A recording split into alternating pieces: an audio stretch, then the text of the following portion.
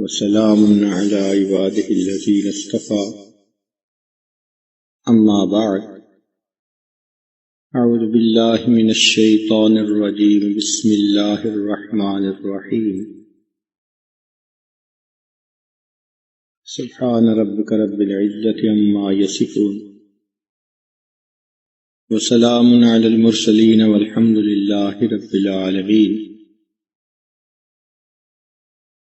اللهم صل على سيدنا محمد وعلى آل سيدنا محمد وبارك وسلم اللهم صل على سيدنا محمد وعلى آل سيدنا محمد وبارك وسلم اللهم صل على سيدنا محمد وعلى آل سيدنا محمد وبارك وسلم نکل کر بڑی مسجدوں میں جامع مسجد میں آتے ہیں اور جمعہ کی نماز ادا کرتے ہیں، اور یہود انہوں نے چھٹی کے دن کو اپنے لیے عبادت کا دن بنایا، چنانچہ یوم السبت ہفتے کا دن۔ اب یہاں پر ایک مزاج کو سمجھنے کی ضرورت ہے کہ قوم نصارہ میں جب کسی کام کو شروع کیا جائے تو اس وقت خوشی منانے کا دستور ہے۔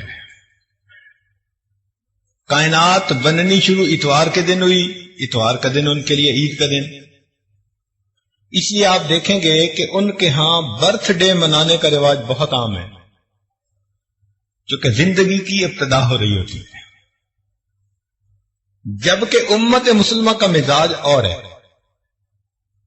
ہمارے ہاں کام مکمل ہونے کا دن خوشی کا دن ہوتا ہے، اس لیے ہم کسی بزرگ کے پیدائش والے دن کو خوشی کا دن نہیں اتنا کہتے جتنا ان کا دنیا سے جانے کا دن خوشی کا دن ہوتا ہے کہ کام مکمل ہو گیا۔ اسی لیے اپنے اکابر کے سیرت کے جو جلسے کیے جاتے ہیں تو جس دن ان کی شہادت ہوتی ہے، وفات ہوتی ہے، اس دن سیرت کے جلسے کرتے ہیں۔ یہ جمعہ کا دن اللہ رب العزت کے ہاں شروع سے ہی بہت فضیلت کا حامل رہا، چنانچہ حدیث پاک میں آتا ہے کہ افضل الایام جمعہ، ہفتے کے 7 دنوں میں سے جو افضل دن ہے وہ جمعہ کا دن ہے۔ فیہ خلق آدم، اللہ تعالیٰ نے آدم علیہ السلام کو جمعہ کے دن پیدا کیا، یعنی ان کے بدن کو بنایا۔ فیہ نفخ آدم، اور جمعہ کے دن ان میں روح بھی ڈالی، جسد بھی جمعہ کے دن، پھر جمعہ کے دن اس میں روح بھی ڈال دی گئی۔ پھر جب فرشتوں کا امتحان ہوا اور آدم علیہ السلام کو فرشتوں نے سجدہ کیا، وہ بھی جمعہ کا دن تھا۔ تو آدم علیہ السلام کو اللہ تعالیٰ کی طرف سے خلافت ارضی جو ملی وہ بھی جمعہ کا دن۔ اسی لیے جب زمین پر اتارے گئے تھے آدم علیہ السلام تو وہ بھی جمعہ کا دن بنتا ہے۔ حضرت نوح علیہ السلام آدم ثانی کہلاتے ہیں، ان کی کشتی جب طوفان سے بچ کر کنارے لگی تھی، طوفان ختم ہوا تھا، تو وہ بھی جمعہ کا دن تھا۔ سیدنا ابراہیم علیہ السلام جب نار نمرود میں سے نکالے گئے تھے بحفاظت بخریت، وہ بھی جمعہ کا دن تھا۔ پھر سیدنا ابراہیم علیہ السلام نے جو بیت اللہ کی بنیاد رکھی، وَإِذْ يَرْفَعُ إِبْرَاهِيمُ الْقَوَاعِدَ مِنَ الْبَيْتِ وَإِسْمَاعِيلُ، تو وہ بھی جمعہ کا دن تھا۔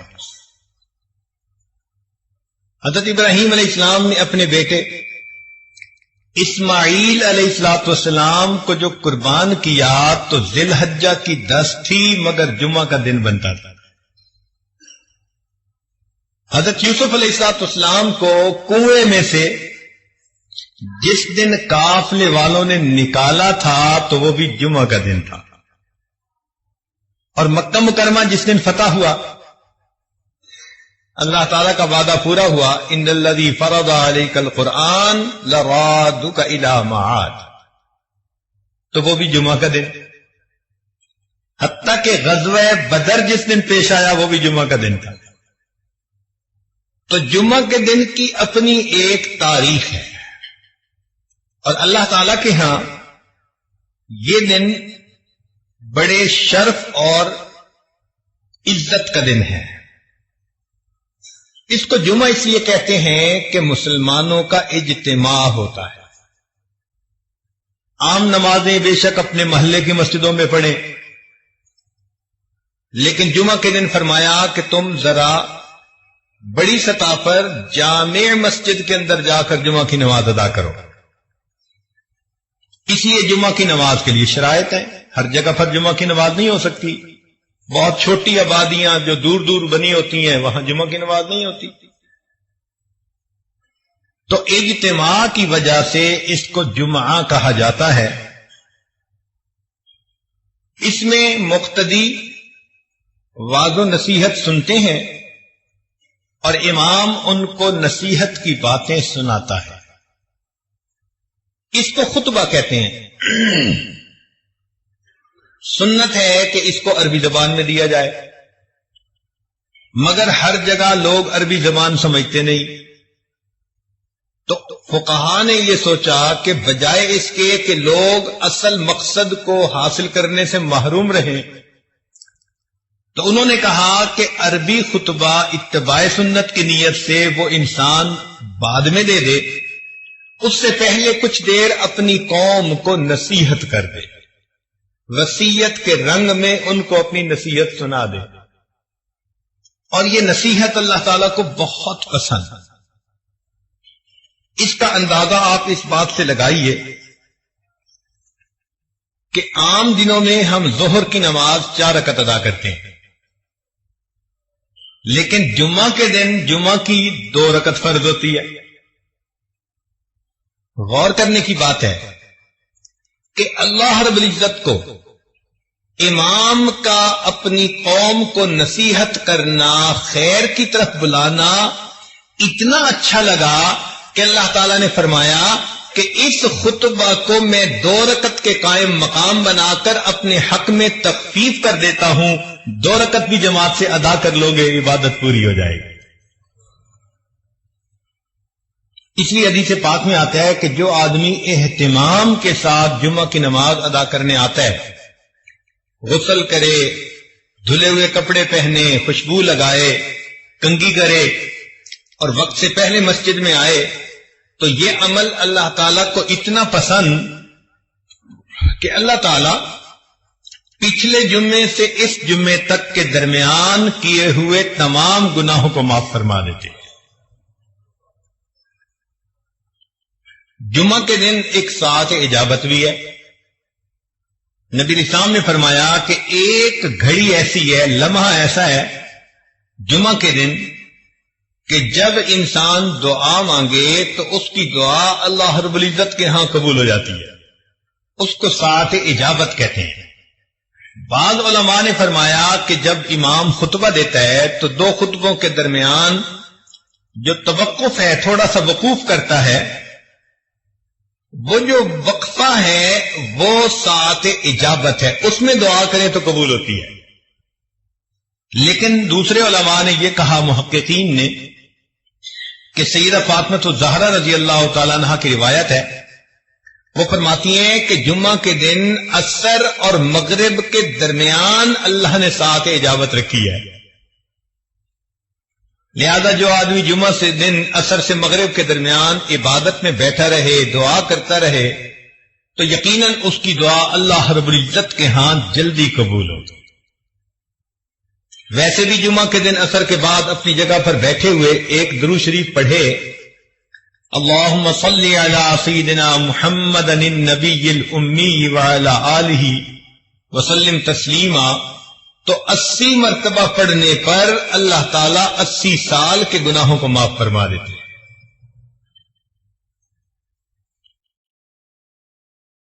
یہ جو اجتماع ہے اس کی اللہ کے ہاں بڑی اہمیت ہے.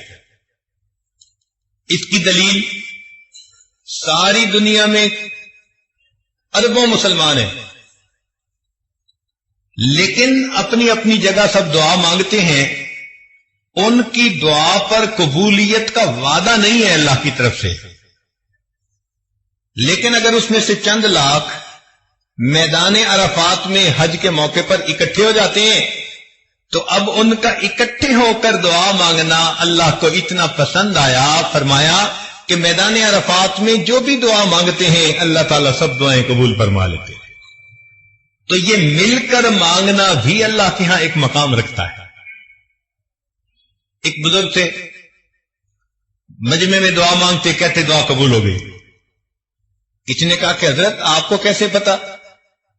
فرمایا بھئی اتنے لوگ اگر کسی دنیا دار کے دروازے پہ پہنچ جائیں اور اس سے ایک چونی مانگے تو وہ اتنے ہزاروں لوگوں کو چونی دے کے بھیجے گا یا خالی؟ اس نے کہا جی اتنے لوگوں کو تو خالی نہیں بھیجے گا، لحاظ کرے گا۔ فرمایا اس سخی کے لیے چونی دینا مشکل کام ہے، اللہ رب العزت کے لیے اپنے بندوں کو معاف کر دینا یہ آسان کام ہے۔ اب دیکھیے کہ اس جمعے میں خطیب نچوڑ کیا نکالتے ہیں اپنے خطبے کا، واعظ و نصیحت کی باتیں کر کے آخر پر خطیب یہ کہہ رہا ہوتا ہے کہ وَلَذِكْرُ اللَّهِ تَعَالَى أَعْلَى وَأَوْلَى وَأَجَلُّ وَأَتَمُّ وَأَهَمُّ وَأَكْبَرُ وَاللَّهُ يَعْلَمُ مَا تَصْنَعُونَ۔ یہ تو پوری کی پوری نصیحت کا نچوڑ ہوتا ہے۔ اس سے اللہ تعالیٰ کی یاد کی اہمیت کا اندازہ لگا لیجئے۔ اسی لیے جو لوگ جمعہ کا اہتمام نہیں کرتے، اپنے گھروں میں بیٹھے رہتے ہیں، جب دوسری اذان ہوگی تو آئیں گے، کبھی آتے ہیں کبھی نہیں آتے، تو وہ بہت بڑی فضیلت سے محروم ہو جاتے ہیں۔ حدیث پاک میں آتا ہے کہ نبی علیہ الصلوۃ والسلام نے ارشاد فرمایا لوگ جمعہ کی نماز چھوڑنے سے باز رہیں ورنہ اللہ تعالی او لیختتمن اللہ علی قلوبہم ثم لیکونن من الغافلین، اگر وہ جمعہ کی نماز چھوڑیں گے اللہ تعالیٰ ان کے دلوں پر مہر لگا دیں گے۔ تو دلوں پہ مہر جباریت لگا دی جاتی ہے جو انسان جمعہ کی نماز میں غفلت کرتا ہے۔ اور ویسے بھی سوچئے، قوم یہود نے یوم الست کی ناقدری کی تھی، یوم السبت کی ناقدری کی تھی۔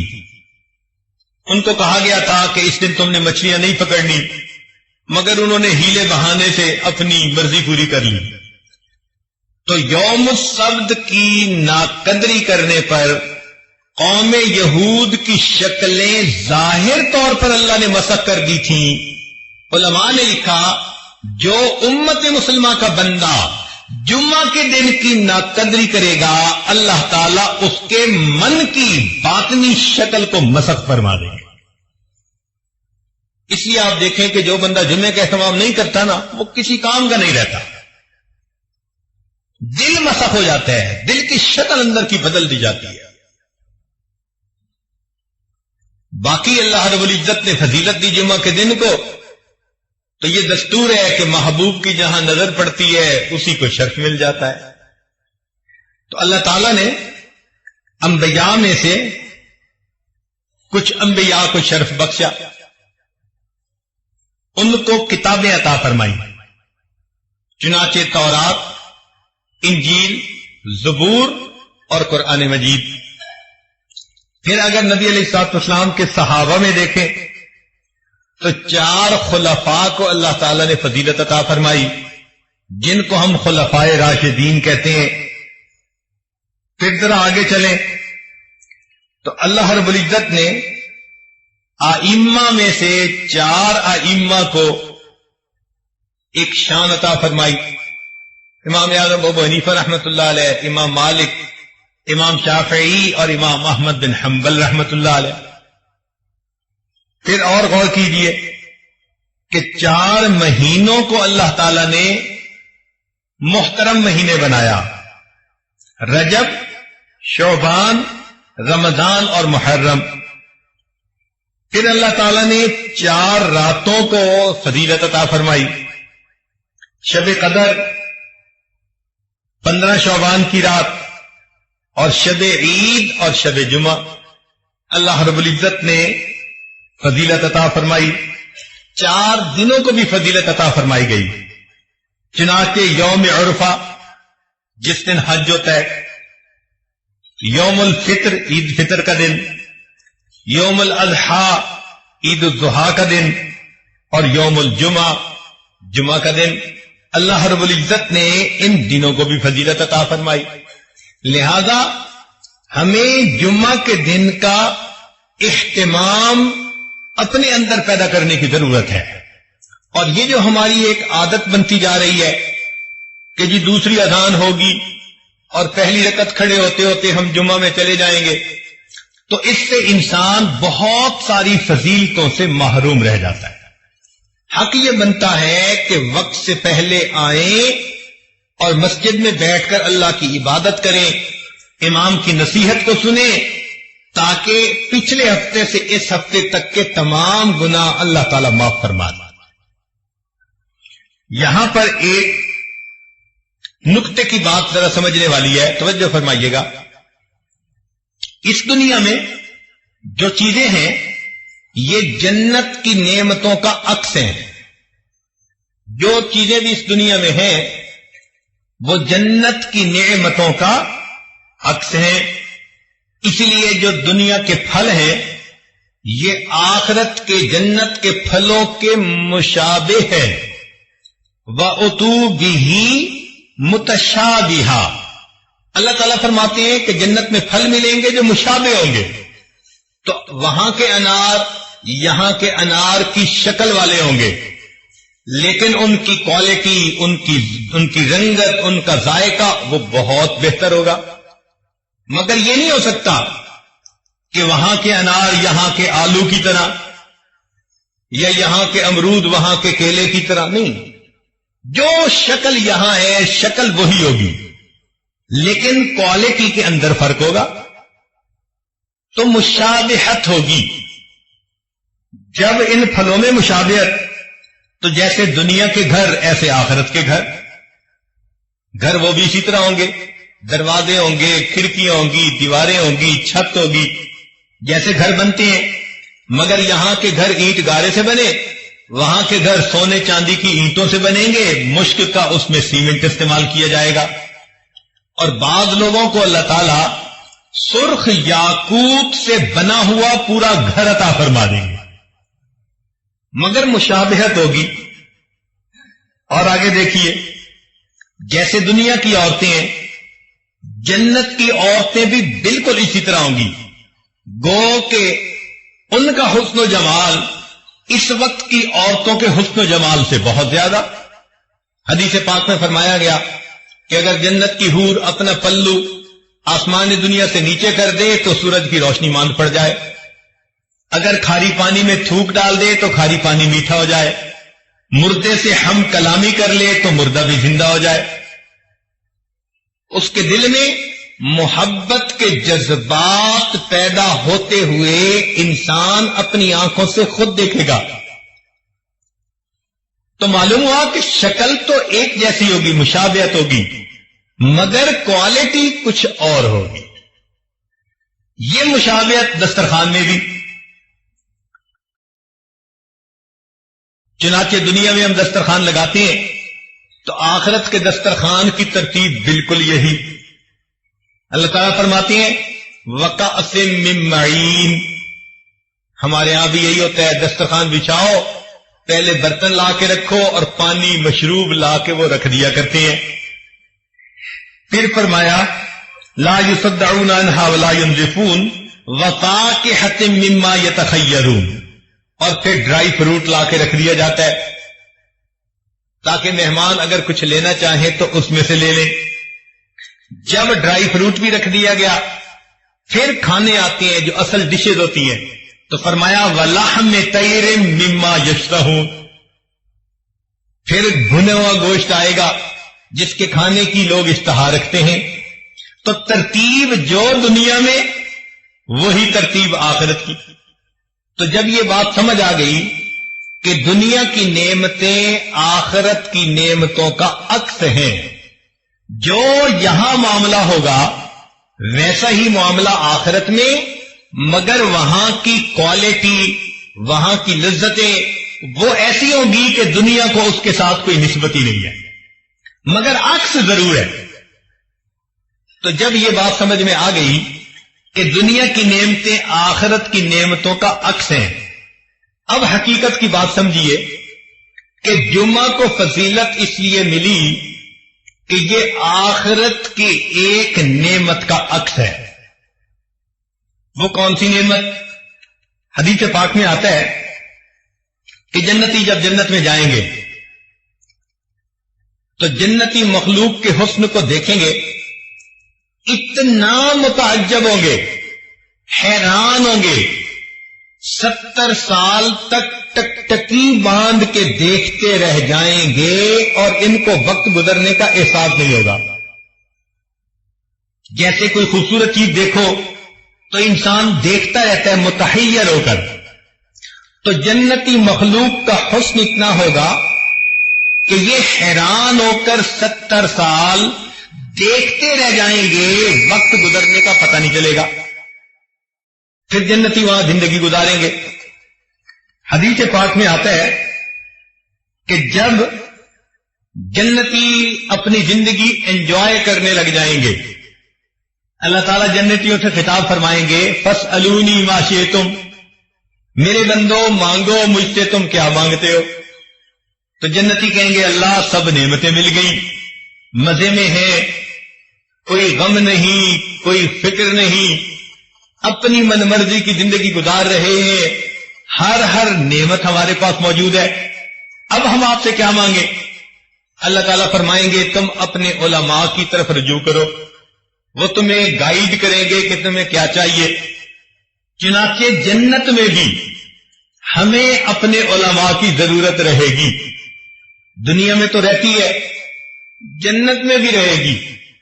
جنتی اپنے اپنے علاقے کے علماء جو جمعہ پڑھاتے تھے ان کی طرف رجوع کریں گے، پوچھیں گے جی اللہ تعالیٰ نے فرمایا کہ پوچھو علماء سے تو بتائیں اور کیا مانگے، ہمیں تو کچھ سمجھ نہیں آ رہا ہم کیا مانگیں۔ علماء کہیں گے کہ اگرچہ بہت نعمتیں مل گئیں، ایک نعمت ابھی باقی ہے۔ کون سی نعمت؟ کہ اللہ تعالیٰ نے فرمایا تھا وَلَدَيْنَا مَزِيدٌ، ہم جنت میں تجھے آپ کو ایک مزید نعمت عطا فرمائیں گے، یعنی اللہ تعالیٰ جنت میں جنتیوں کو اپنا دیدار عطا فرمائیں گے، اور ابھی تک ہمیں اللہ تعالیٰ کا دیدار نہیں ہوا، یہ نعمت ابھی باقی ہے۔ تو بس یہ سنتے ہی جنتی وجد میں آئیں گے، عشق و مستی میں، اور اللہ تعالیٰ سے جنتی فریاد کرنے لگ جائیں گے، اللہ مکان ہو اور مکی کی ملاقات نہ ہو تو مزہ کیا، جنت میں تو آپ نے پہنچا دیا، اگر آپ سے ملاقات آپ کا دیدار نہ ہو تو جنت کا مزہ کیا۔ پھر جنتی کہیں گے اللہ ہم دنیا میں آپ کو بن دیکھ کے سجدے کیا کرتے تھے، تہجد میں جاگا کرتے تھے، رمضان کے روزے رکھا کرتے تھے، مولا تیرے حکموں کی پابندیاں کیا کرتے تھے، اس امید پر کہ آخرت میں آپ سے ملاقات ہوگی، اور آپ نے فرمایا بھی تھا کہ واللہ یدعو الی دار السلام، اللہ تعالیٰ دار السلام میں تمہیں بلاتا ہے، مولا اب تو ہم جنت میں پہنچ گئے، اب ہمیں اپنا دیدار عطا فرما دیجئے۔ چونکہ جب عاشق صادق کو پتہ چلتا ہے نا کہ محبوب سے ملاقات کا امکان ہے تو اس کا عشق اس کو بے قرار کر دیتا ہے، تو جنتی اس وقت اپنے اندر عشق کا ایسا جذبہ محسوس کریں گے کہ کہیں گے اللہ ہمیں جلدی اپنا دیدار عطا فرما دیجئے، اب تو آپ کا گھر بھی ہے، موقع بھی ہے، دستور بھی ہے، محبوب کے گھر پہنچ جائیں تو محبوب ملاقات کا شرف عطا کرتا ہے، لہذا اے میرے مولا ہمیں اپنا دیدار عطا کیجئے۔ علماء نے لکھا کہ اللہ تعالیٰ اپنا دیدار کروائیں گے، فرمائیں گے جنتیوں اس کے لیے تیاری کرو۔ جیسے دنیا میں شادی ہوتی ہے تو اس سے پہلے لوگ تیاری کرتے ہیں، کپڑے سلواتے ہیں، پھر اپنے بال بنواتے ہیں، پھر نہا دھو کے کپڑے پہن کے خوشبو لگا کے تقریب میں شرکت کے لیے جاتے ہیں، بالکل اسی طرح جنتی بھی تیاری کریں گے. ان کے لیے ایک بازار ہوگا جو حسن و جمال کا بازار ہوگا. جنتی وہاں جائیں گے تو جیسے چاہیں گے ان کو اللہ تعالیٰ ان کے من پسند کا حسن و جمال عطا کر دے گا. آج دنیا میں جس کا چہرہ گول وہ لمبا نہیں ہو سکتا، جس کا لمبا وہ گول نہیں ہو سکتا، آنکھیں چھوٹی تو موٹی نہیں ہو سکتی، موٹی ہے تو بادامی نہیں بن سکتی، تو لمیٹیشن ہے. مگر جنت کا معاملہ اور اس بازار میں جنتی جائیں گے جیسے چاہیں گے. میرے بال ایسے ہوں، میری آنکھیں ایسی ہوں، میرے ہونٹ ایسے ہوں، میرے رخسار ایسے ہوں، ان کے اوپر رخسار کی جو چمک ہے وہ ایسی ہو، خوبصورتی ایسی ہو، دانت ایسے ہوں. یہ سوچتے چلے جائیں گے اللہ تعالیٰ ان کو من پسند کا حسن عطا کرتے چلے جائیں. آپ سوچئے ذرا وہ کیا جگہ ہوگی جہاں مومن کو اس کے من پسند کا حسن ملے گا. اللہ اکبر کبیرہ. آج عورتیں اپنا میک اپ کرتی ہیں کہ ہم خوبصورت نظر آئیں، لیکن جو اللہ نے ان کے نقش نین بنا دیے اس کو بدل تو سکتی نہیں. لیکن وہاں تو معاملہ ہی کچھ اور ہے. جو سوچیں گے اللہ تعالی من پسند کا حسن و جمال عطا فرما دیں گے. پھر جنتی ایک جگہ پہنچیں گے، دریا کے کنارے کی جگہ ہوگی، اور وہاں پر جنتی کرسیوں کے اوپر بٹھا دیے جائیں گے. نور کی بنی ہوئی کرسیاں ہوں گی، ممبر ہوں گے. پہلے انبیاء کی صفیں، پھر ان کے صحابہ کی، پھر صدیقین، شہداء، صالحین، سب صفیں ہوں گی. تو جنتی وہاں پر بٹھا دیے جائیں گے. حدیث پاک میں آتا ہے کہ اللہ تعالیٰ ان کی دعوت فرمائیں گے. جیسے آپ کسی کے ہاں جاتے ہیں، وہ کہتے ہیں جی پہلے ہم کھانا کھا لیتے ہیں پھر ذرا مل کے باتیں کریں گے. چنانچہ اللہ تعالیٰ دعوت کریں گے، مگر ایک ایک جنتی کے سامنے 70,000 پلیٹوں کے اندر کھانے رکھے جائیں گے. یہ اس کریم کی مہربانی ہے. نزلا من غفور الرحیم. کیا وہ دسترخوان ہوگا، کیا جنتی کی شان ہوگی. تو لوگ کھانا کھائیں گے بھوک کی وجہ سے نہیں، لذت لینے کی خاطر کھائیں گے. پیٹ نہیں بھرے گا. یہاں تو ایک ڈش کھا لو تو دوسری ڈش کی جگہ نہیں ہوتی، دوسری کھا لو تو تیسری چکھنا بھی مشکل ہوتی ہے. وہاں تو لذت کی وجہ سے کھائیں گے، پتہ نہیں کیا کیا مزے پائیں گے. چنانچہ جب کھا لیں گے پی لیں گے، مجلس شروع ہوگی. حضرت داؤد علیہ السلام اپنی زبان میں اللہ کا کلام سنائیں گے. اب ذرا غور کیجیے، آج ہم ایک اچھے قاری سے اللہ کا قرآن سنتے ہیں تو طبیعت پہ کیا وجد کسی کیفیت آ جاتی ہے. تو کائنات کے جتنے بھی انسان ہیں ان میں سب سے زیادہ خوش آوازی اللہ تعالیٰ نے داؤد علیہ السلام کو عطا فرمائی. لہن داؤدی مشہور ہے. قرآن مجید میں ہے کہ جب وہ زبور پڑھتے تھے تو چلتا پانی رک جاتا تھا، پرندے ان کے جو ہے وہ کندھے پہ آ کر بیٹھ جاتے تھے. اللہ اکبر، کیا آواز ان کی سریلی ہوگی، کیا سوز ہوگا ان کی آواز میں. وہ اللہ کا قرآن سنائیں گے. بعض روایتوں میں آیا نبی علیہ السلام بھی اللہ کا قرآن سنائیں گے. مگر یہ بات پکی کہ پھر ایک وقت آئے گا کہ جب اللہ تعالیٰ خود قرآن کی تلاوت فرمائیں گے، سورہ یاسین کی تلاوت فرمائیں گے. اب وہ کیا عجیب منظر ہوگا بھائی کہ جب اللہ رب العزت تلاوت فرمائیں گے اور اس کے بندے سن رہے ہوں گے. اس لذت کو الفاظ میں بیان ہی نہیں کیا جا سکتا. جب یہ سب باتیں ہو جائیں گی تو پھر اللہ تعالیٰ جنتیوں کو اپنا دیدار عطا فرمائیں گے. وہ دیدار کیسے ہوگا؟ بے جہت ہوگا، بے کیف ہوگا، بے شبہ ہوگا، بے مثال ہوگا. ہم نہ سمت کا تعین کر سکتے ہیں، نہ کیفیت کا، نہ کسی چیز سے تشبیہ دے سکتے ہیں، نہ مثال دے سکتے ہیں. بس اتنا ہے کہ جیسے سب لوگ آسمان پہ چاند کو دیکھ لیتے ہیں، کوئی دقت نہیں ہوتی، سب لوگ اپنی اپنی جگہ پر اللہ کا دیدار کر لیں گے.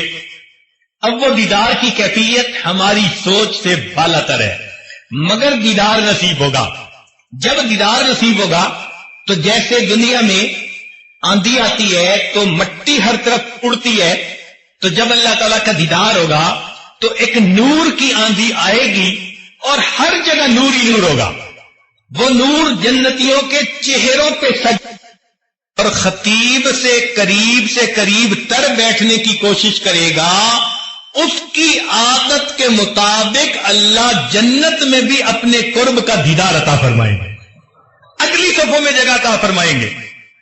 میرا یہ بندہ پوری زندگی جمعے کا اہتمام کرتا رہا, یہ خطیب کے قریب ہو کے بیٹھتا تھا. چونکہ دنیا کی یہ نعمت عکس ہے جنت کی نعمت کا, لہذا فرمائیں گے کہ دنیا میں یہ خطیب سے قریب ہو کے بیٹھتا تھا, وقت سے پہلے آتا تھا, لہذا یوم مزید جب اللہ رب العزت کا دیدار ہوگا تو اس بندے کو بھی اگلی صفوں میں اللہ تعالی جگہ عطا فرما دے. اور امام ربانی مجدد ثانی رحمت اللہ علیہ نے ایک نقطہ لکھا, وہ فرماتے ہیں کہ جس کیفیت کی نماز بندہ دنیا میں پڑھے گا اللہ تعالی اسی طرح اس کو جنت میں اپنا دیدار عطا فرمائیں گے. وہ کیسے کہ اگر نماز کے اندر اس کے دل میں دنیا کے وساوس آتے رہتے ہیں تو یہ تمام وسوسے جنت میں اللہ تعالی کا جب دیدار ہوگا اس کے اوپر نورانی پردے بن جائیں گے, تو پردوں کے اندر سے اس کو دیدار ہوگا. جو شخص اس دنیا میں ایسی نماز پڑھے گا کہ اللہ کے سوا کوئی اور دھیان نہیں ہوگا, اللہ تعالیٰ بغیر کسی پردے کے جنت میں اپنا دیدار عطا فرمائے. تو ہمیں اس بات کی تمنا کرنی چاہیے کہ ہم بھی اگلی صفوں میں آ کر بیٹھا کریں, امام خطیب کے خطبے کو توجہ سے سنا کریں, اور اس خطبے کو سنتے ہوئے مراقبہ کرنے سے پرہیز کیا کریں. اس لیے کہ نماز میں نگاہیں رکھنے کی بھی جگہ متعین کر دی گئی. قیام میں ہو تو سجدے کی جگہ, رکوع میں ہو تو دونوں انگوٹھوں کے درمیان, سجدے میں جاؤ تو جیسے ناک کے اوپر, اتحیات میں بیٹھو تو دامن کے اوپر. جیسے نماز میں نگاہ کی جمع کو مخصوص کر دیا, اسی طرح خطبے کے دوران مومن کو کہا گیا تم خطیب کی طرف متوجہ رہو, یہ سوچتے رہو اللہ آج تیرا پیغام پہنچانے والے کے چہرے کو دیکھ رہے ہیں, اس نعمت کے بدلے تو جنت میں ہمیں اپنے چہرے کا دیدار عطا فرما دے. تو یاد کا یہ جمعہ اس دن کا عکس ہے یوم مزید کا, لہذا اہتمام کے ساتھ جمعہ کے دن مسجد میں آیا کیجیے اور امام کی بات کو سنا کیجیے. ہم نے علماء ماوراء النہر کا اس معاملے میں ایک عجیب عمل دیکھا.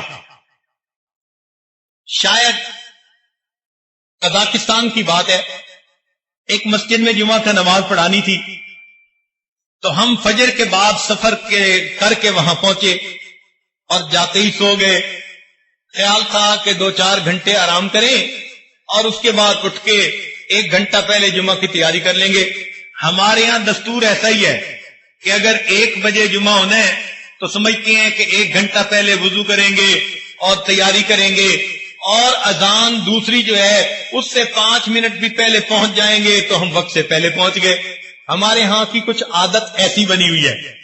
چنانچہ مجھے 10 بجے دن میں اٹھنا ہوا تو خیال تھا کہ بھئی نہا لیں, غسل کر لیں.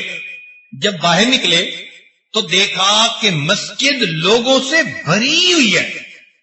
اندازاً ایک مسجد میں اس وقت کوئی 500 بندے موجود تھے. اتنے لوگوں کو دیکھ کر مجھے خیال ہوا شاید کسی کی وفات ہوئی یا کوئی دعا کا مسئلہ ہے کہ اتنے لوگ آج پہلے سے موجود, اور جمعے کا وقت تو 1 بجے تھا. تو میں نے وہاں کے جو مفتی صاحب تھے ان سے پوچھا خیریت تو ہے, اتنے لوگ کیسے؟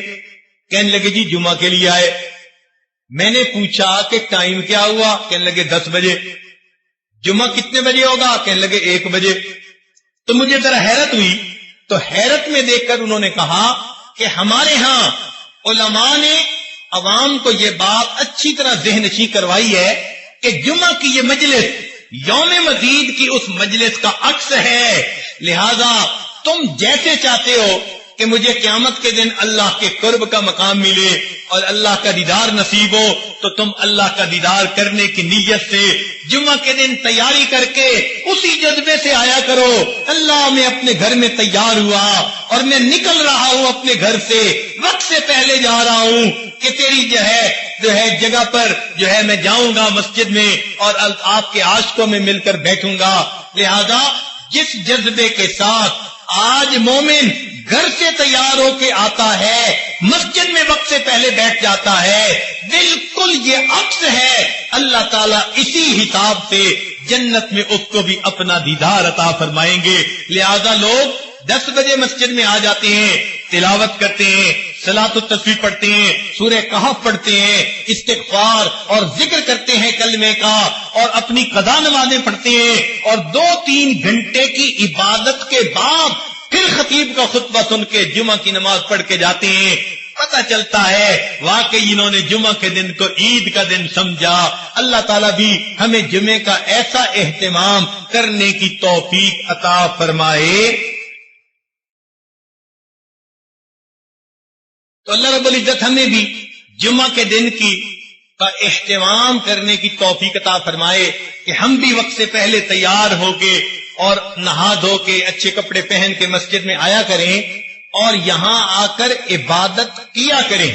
دیکھیے جمعہ کے دن ہم آرام کے ساتھ نمازیں اپنی قضا پڑھ سکتے ہیں، جمعہ کے دن ہم کلمہ شریف کا ورد کر سکتے ہیں، استغفار پڑھ سکتے ہیں، اللہ کی یاد میں بیٹھ کے لمبی دعائیں مانگ سکتے ہیں۔ آگے پیچھے تو مصروفیت کی وجہ سے وقت نہیں ملتا، لیکن جن لوگوں کے پاس فرصت ہوتی ہے، خاص طور پر جو کاروباری لوگ ہیں، ان کو تو اللہ نے صاف فرما دیا، اذا نودی للصلاۃ من یوم الجمعہ فاسعوا الی ذکر اللہ وذروا البیع۔ پتہ چلا کہ یہ نماز اتنی اللہ کے ہاں وقار والی، عزت والی ہے کہ حلال بزنس جو تھا فرمایا اذان کے بعد اب وہ بھی کرنا تمہارے لیے منع ہے، چھوڑ دو اس کو اور آ جاؤ میرے گھر کی طرف۔ ہم بھی اللہ تعالیٰ کی اس آواز پر لبیک کہتے ہوئے مسجدوں میں آیا کریں، جمعہ کی ان گھڑیوں سے ہم برکتیں حاصل کیا کریں۔ ہم ایک طرف تو جمعہ کی برکتیں حاصل نہیں کرتے اور دوسری طرف پھر شکوے کرتے پھرتے ہیں، پریشانیاں دور نہیں ہوتی، مصیبتیں ختم نہیں ہوتی، اور جی کیا کریں، پریشان ہے، پتہ نہیں کوئی کیا وقت ہو گیا، کسی نے کاروبار باندھ دیا، رشتے باندھ دیے۔ یہ سب ہاتھوں کی اپنی کمائی ہوتی ہے۔ اللہ تعالیٰ نے جو موقع دیے اپنی ذات سے حاصل کرنے کے، ان موقعوں کو ضائع نہ کیجیے، جمعے کا اہتمام پیدا کر لیجیے، بلکہ جمعے کے دن کو کہ اس وقت کو غنیمت سمجھ کر اللہ کی عبادت میں کچھ وقت وہ لگایا کیجیے۔ مسجد میں آ کر فقط خطیب کا خطبہ ہی نہیں سننا ہوتا، بلکہ اس میں نمازیں پڑھ کر اپنے رب کو منانا ہوتا ہے، اپنے دل کو دھونا ہوتا ہے۔ ہفتے میں چلو ایک مرتبہ ہی ہمیں ایسی مجلس مل جائے تو شاید ہمارے دل صاف ہو جائیں۔ یہ دل کی گندگیاں، یہ دل کے پیمانے جو اس وقت آج خاموش ہو چکے ہیں، دل کے نئے خانے مئے مغرب نے کر ڈالے خاموش، جو آج یہ اندر کا سواز ختم ہو چکا۔ ہم مسجد میں آیا کریں اور اللہ تعالیٰ سے لو لگا کر بیٹھیں، میرے مولا مہربانی فرما دیجئے گا، ہمارے حال پر رحمت کی نظر فرما دیجئے گا، ہماری اندر کی کیفیت بنے گی۔ اور اگر ہم جمعے کی نماز بھی نہیں پڑھیں گے، جیسے دفتروں کے بہت سارے لوگ بہانے کر لیتے ہیں، اور جی ہم دفتر میں کام کرتے ہیں، ہمیں تو جمعے کی فرصت نہیں ملتی، تو یقین کیجئے جو انسان جمعے کی ناقدری کرتا ہے، اللہ تعالیٰ پھر ان کے من کی شکلوں کو اسی طرح مسخ کر دیتا ہے جیسے یوم السبت کی ناقدری کرنے سے اللہ نے یہود کی شکلوں کو مسخ کر دیا تھا۔ چنانچہ مشہور واقعہ ہے، امام شاہ ولی اللہ محدث دہلوی رحمت اللہ علیہ کے بیٹے شاہ عبد العزیز رحمت اللہ علیہ، وہ اپنے گھر کے قریب مسجد بنی ہوئی تھی جس کو مسجد بیت کہتے ہیں، وہیں پر اپنی نمازیں 5 جماعت کے ساتھ ادا کر لیتے تھے، لیکن جمعہ کی نماز کے لیے گھر سے چل کے دہلی کی جو شاہی مسجد ہے وہاں پر آیا کرتے تھے۔ لوگ ان کے ساتھ بڑی محبت کا تعلق رکھتے تھے، ان کا چہرہ اتنا منور تھا، ایک نظر دیکھنے کے لیے لوگ تڑپتے تھے۔ تو حضرت گھر سے چل کے جاتے، ساتھ ایک خادم ہوتا تھا، چنانچہ جمعہ کے لیے جاتے، مگر کچھ وقت کے بعد حضرت کا معمول بدل گیا۔ جب آپ باہر نکلتے سر کے اوپر ایک کپڑا ڈال لیا کرتے تھے بازار میں سے گزرتے ہوئے، اور اس طرح مسجد پہنچتے تھے۔ آپ کا خادم بھی حیران، لوگ بھی حیران۔ اب کئی خادم جن کو خدمت کرتے کرتے کافی وقت گزر جائے، وہ ذرا آدمی کے ساتھ بڑے کھلی بات کرنے کے عادی بن جاتے ہیں۔ تو ایک دن خادم نے کہا، حضرت ہفتہ پورا تو یہ لوگ انتظار میں رہتے ہیں اور آپ کی ایک جھلک دیکھنے کے لیے گھروں سے آ کر راستے میں آپ کے منتظر ہوتے ہیں، اور آپ کے استغنا کا یہ عالم کہ جب جاتے ہیں تو اپنے اوپر آپ اس طرح رومال ڈال لیتے ہیں کہ ان کو چہرہ ہی نظر نہیں آتا۔ یہ کیا بات ہوئی؟ جب حضرت نے یہ بات سنی تو اپنا رومال اتار کر اس کے سر کے اوپر ڈال دیا۔ ایسا تصرف تھا اللہ کی طرف سے، ان کے ہاتھ پہ یہ کرامت صادر ہوئی کہ وہ جو ان کا خادم تھا، جب اس نے دیکھا تو اس کو بازار کے اندر انسان تو تھوڑے نظر آئے اور جانور چلتے ہوئے زیادہ نظر آئے۔ حیران ہو گیا، حضرت یہ کیا معاملہ؟ فرمایا اللہ تعالیٰ نے میرے دل کو اتنا صاف کر دیا ہے، یہ آئینہ بن گیا ہے، اور لوگوں کے اندر کی شکلیں اس آئینے کے اندر مجھے دکھائی دیتی ہیں۔ اس لیے میں جو اپنے سر کے اوپر کپڑا کر لیتا ہوں، میں ان کو اپنے دیدار سے نہیں روکتا، بلکہ میں اپنی نگاہوں کو بچاتا ہوں۔ میرے دل میں کوئی بدگمانی کسی کے بارے میں پیدا نہ ہو جائے کہ میں نے اللہ کے بندوں کو ان کی اصلی شکلوں کی حالت میں دیکھا۔ بالکل اسی طرح کا واقعہ حضرت امام جو ہے احمد علی لاہوری رحمت اللہ علیہ، امام التفسیر جو تھے، ان کے بارے میں آتا ہے۔ اپنی بات وہ خود سنایا کرتے تھے اپنے درس قرآن میں۔ فرماتے تھے کہ درس میں ایک مرتبہ بازار میں جا رہا تھا، میں نے ایک اللہ کے ولی کو دیکھا، میں نے قریب ہو کر ان کو سلام کیا۔ جب سلام کیا تو انہوں نے مجھ سے سوال کیا، احمد علی انسان کہاں بستے ہیں؟ جب میں نے ان کی یہ بات سنی تو میں نے ادھر ادھر دیکھا، بازار لوگوں سے بھرا ہوا تھا۔ میں نے کہا کہ یہ سب انسان ہی تو ہیں۔ انہوں نے یہ بات سن کر ایک حیرانی کی نظر ڈالی اور فرمانے لگے، یہ سب کے سب انسان ہیں۔ فرمایا ان کی آواز میں کوئی ایسی تاثیر تھی، میرے اوپر ایسی کیفیت ہو گئی کہ میں نے جب دیکھا تو مجھے بازار کتے بلے خنزیر سے بھرا نظر آیا، کوئی شکل انسانوں والی تھی۔ فرماتے ہیں جب میری یہ کیفیت ختم ہوئی، میں نے دیکھا کہ وہ اللہ والے جا چکے تھے۔ حضرت یہ واقعہ سنا کر اپنے درس قرآن میں کہا کرتے تھے کہ لوگوں رب تو سب کا ایک، یہ کہا کرتے تھے کہ لوگوں رب تو سب کا ایک، رب کا کوئی ایک، لوگوں رب تو سب کا ایک، اور رب کا کوئی قسمت والا ہوتا ہے جو واقعی اپنے آپ کو کبیرہ گناہوں سے بچاتا ہے اور اپنی من کی شکل کی حفاظت کر کے اندر سے بھی انسان والی حالت پہ زندگی گزارتا ہے۔ ورنہ تو آج خواہشات کی اتنی اتباع ہونے لگ گئی، شیطان کے رستے پہ اتنا چلنے لگ گئے کہ ظاہر کی شکل انسانوں والی ہے اور من کی شکل تو اللہ جانتا ہے کیا ہے۔ اللہ تعالی ہمارے من کی شکل کو بھی انسانوں والا بنا دے۔ ہمارے حضرت مرشد عالم رحمت اللہ علیہ ایک عجیب بات فرمایا کرتے تھے، فرماتے تھے حال دل جس سے میں کہتا کوئی ایسا نہ ملا، حال دل جس سے میں کہتا کوئی ایسا نہ ملا، بت کے بندے تو ملے اللہ کا بندہ نہ ملا۔ آج جس کو دیکھو کوئی دولت کی ہوس میں، کوئی کسی حسن و جمال کی پرستش میں، غیر کی طرف دل اٹکے ہوئے ہیں اور اللہ کی محبت میں ڈوب کر زندگی گزارنے والے بہت کم نظر آتے ہیں۔ اللہ تعالی ہم پر آج کی اس محفل میں اپنا رحم فرمائے، ہماری من کی شکلوں کو بھی اللہ صحیح کر دے اور ہمیں جمعہ کی اس نماز کا اہتمام کرنے کی توفیق عطا فرما دے، اور اس نعمت کے بدلے اللہ جنت میں ہمیں اپنے دیدار والی نعمت